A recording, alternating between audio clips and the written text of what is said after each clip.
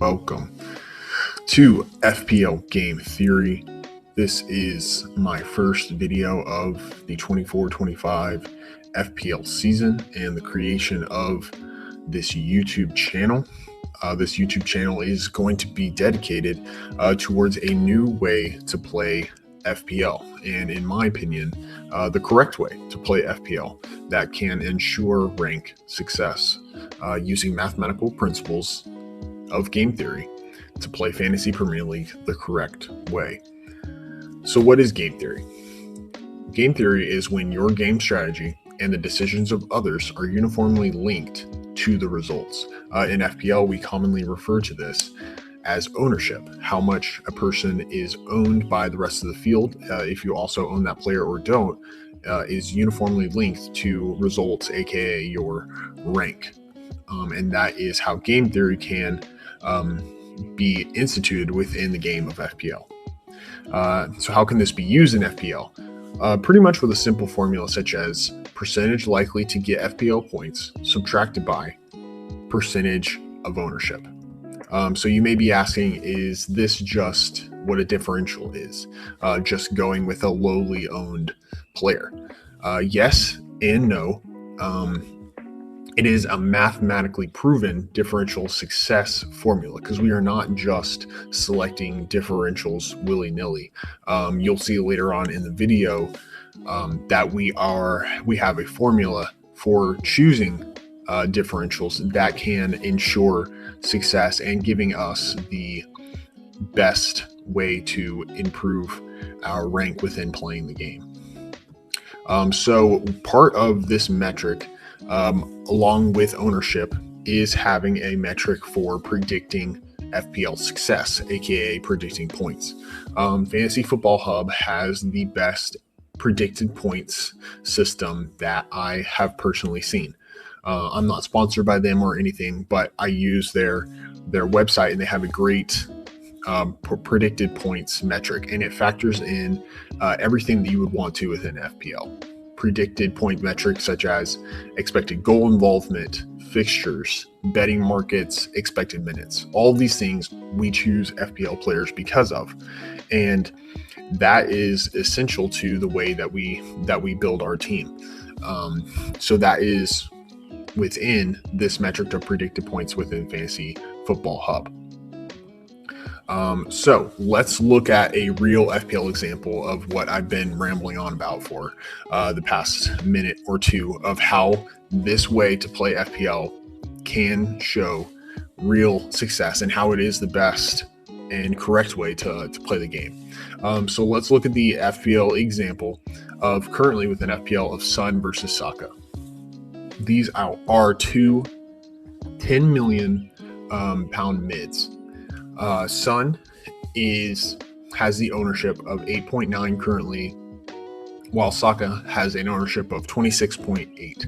If you go to Fantasy Football Hub and you look at the predicted points game weeks 1 through 8, Son is predicted 50.6, while Saka is predicted 50.1. If you add in a formula that can transpose their predicted points to a percentage likely to get 75 points through game weeks 1 through 8 for Son would be 67.5, whereas Saka is 66.8% likely to do so. So they're both 10 million mids. They're both predicted around about the same amount of points through game weeks 1 through 8, but the ownership for Saka is substantially higher than Son, which is leading to Son to have what I have deemed leverage within this mathematical game theory formula, which is whereas Son has 58.6% leverage, which is if you take his percentage likely to get 75 points and subtract that by his ownership, that gives you his leverage. Saka also has pretty good leverage at 40%, but having 18.6 less percent leverage for someone who is the same price and at the same position is substantial. That is a big difference in the game of leverage, and that can lead you to playing the game incorrectly. If you are selecting Saka over sun, you are playing FPL wrong. They are just as likely, regardless of what you may think, to get the same amount of points, yet one is selected substantially higher than the other. Let's look at another example. So in this example, we are going to do Leon Bailey versus Garnacho. These are both 6.5 pound mids.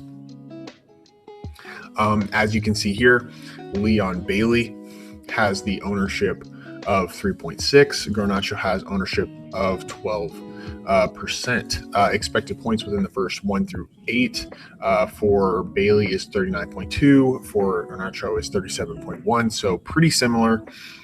Same with their percentage to get 75 points in the first 1 to 8 game weeks, 52.3 versus Garnacho's 49.5. So you can see another huge leverage spot here within the 6.5 mid category, with a leverage of 48.7 for Bailey, leverage of 37.5, nearly 11% lower for Garnacho. So if you are selecting Garnacho over Bailey, you are factually playing the game incorrectly. You have a better chance to have rank success with Leon Bailey than you have Garnacho, and that is just using the mathematical principles of game theory.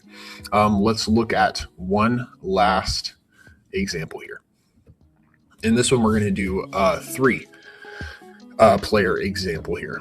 And you can see how using this strategy of game theory towards your team and building more and more of your squad towards this gives you the biggest leverage possible. And I will explain how that impacts rank here in just a sec after we look at this final example.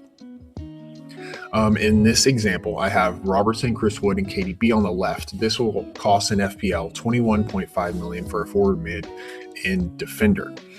Those three combined ownership is at 17.7%. Their expected points in game weeks 1 through 8 combined is 136.5 for those 3 players. If we look at, and that would give a leverage percentage of 164.3 combined leverage percentage. Whereas if we look at the 3 on the right, which will cost £21 million, which is just 0.5 under, so very, very close in cost for the 3 on the right, as much as the 3 on the left. We have João Pedro, Phil Foden, and Saliba will have a combined ownership of 94.9. Their expected points, game weeks 1 through 8, is 120.2, 16 points less for those 3 when they have substantially higher ownership, which leads to a percentage of leverage of 65.4. So almost 100% less leverage if you are selecting João Pedro, Phil Foden, Saliba over Robertson, Chris Wood, and KDB. And this can lead to extreme rank change. In this final screen right here, we can see how does this impact FPL rank. Well, it makes it much easier to get a green arrow. In these 2 charts down here, I've just basically very simply laid out how this strategy could impact or will impact your FPL rank. The average within an FPL score is around about 70 points. So I put that in the middle. If you were to get 50 or 60 points using this game theory strategy, you're probably going to get a red arrow, just like you would if you were to select a template team. The difference is if you were to get 70 points versus someone who gets 70 points with 70 points with the game theory strategy versus if you were to get 70 points with a template strategy, you could still get a green arrow with the game theory strategy. Whereas if you were to use a template strategy and got 70 points, you would probably be around about the same rank or less because these are higher owned players and it's not going to impact your rank as much as it is with players from this game theory strategy who are, if you looked at it, the same likelihood to get the amount of points as the template players are. And then of course, if you get 80 or 90, yeah, you're probably going up in rank either way. And that is how this can impact your FPL rank. So that's FPL game theory. That is the strategy that I have come up with on how to play this game to ensure FPL rank success. If you're interested in this strategy, if you would like more content, please please subscribe, please comment on video ideas that you would like to see. Some video ideas that I have in mind are weekly series such as best game theory forwards, mids, defenders, goalkeepers, best game week 1 squad, best game week 1 through 8 squad.